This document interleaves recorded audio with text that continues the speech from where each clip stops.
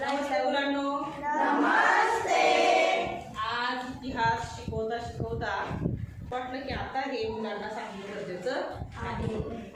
आज आपण जे पाहणार आहोत ते आहे ईसन किंवा त्याला म्हणतो आपण इसवी सण हा शब्द आपण सारखा कुठं ऐकतो, कुठं वाचतो? इतिहासाच्या पुस्तकात. तो लिहिताना कसा लिहिला जातो? स आणि ह्याच्या पुढे उ हा सुद्धा शब्द कधी दिलेला असतो. याचं आज तुम्हाला मी विश्लेषण करणार आहे. हे म्हणजे तर लक्षात घ्या, ही सवी म्हणजे हा ई शॉर्ट मधला हा तयार झालाय शब्द ईसा या शब्दापासून. ईसा हा शब्द म्हणजे काय? तर येशू ख्रिस्तांना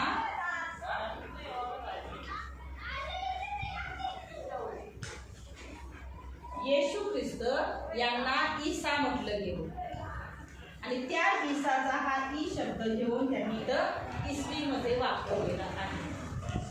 मग हा शब्द इसवी सन मध्ये वापरण्याची गरज काय? तर काळ वापर करण्यासाठी, कोणतं वर्ष चाललेलं आहे हे पाहण्यासाठी, हे दाखवण्यासाठी, हे दर्शवण्यासाठी इसवी शब्दाचा वापर केला. आता आपण जगत आहोत, हे वर्ष कोणतं चालू आहे? 2026.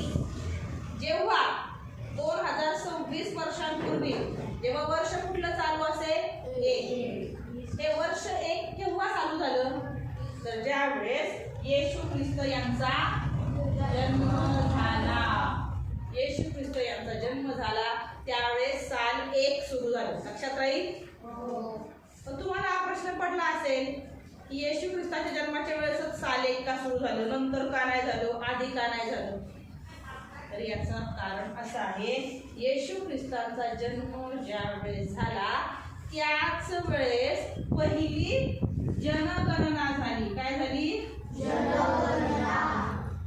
वर्षी सुद्धा जनगणना आहे.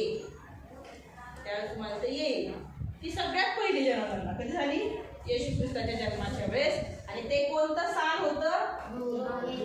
साल 1, पहिलं साल.